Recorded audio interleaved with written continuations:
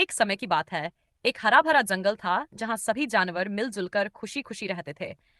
लेकिन एक दिन उस जंगल में एक नया मेहमान आया। एक चालाक और घमंडी तोता जिसका नाम था चतुरानंद। वह खुद को बहुत बुद्धिमान समझता था और सोचता था कि बाकी सभी जानवर बेवकूफ हैं।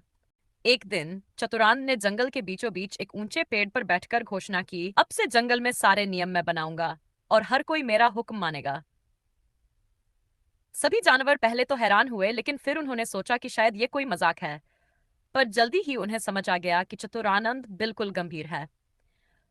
पहला अजीब कानून, आज से हर जानवर को सुबह सूरज निकलने से पहले उठकर 3 बार जय हो तोता महाराज बोलना होगा। बेचारे जानवर, कुछ को जल्दी उठने की आदत नहीं थी, तो कुछ को ये बात समझ नहीं आई। लेकिन डर के मारे सभी ने ऐसा करना शुरू कर दिया। दूसरा अजीब कानून, अब से कोई भी जानवर अपनी मर्जी से खाना नहीं खा सकता।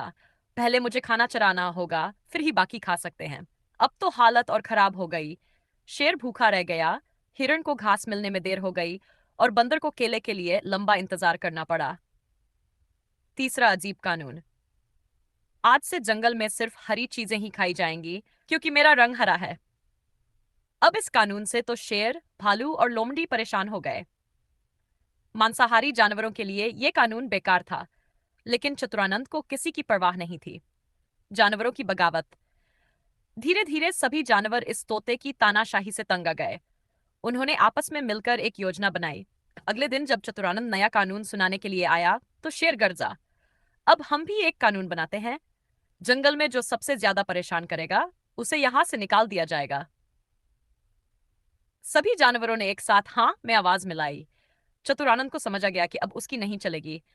वह डरकर पंख फड़फड़ाता हुआ जंगल छोड़कर उड़ गया और फिर कभी वापस नहीं आया। शिक्षा। जो नेता अपने फायदे के लिए कानून बनाता है वह ज्यादा दिन तक राज नहीं कर सकता। सही कानून सबकी भलाई के लिए होते हैं, न कि किसी एक के लिए।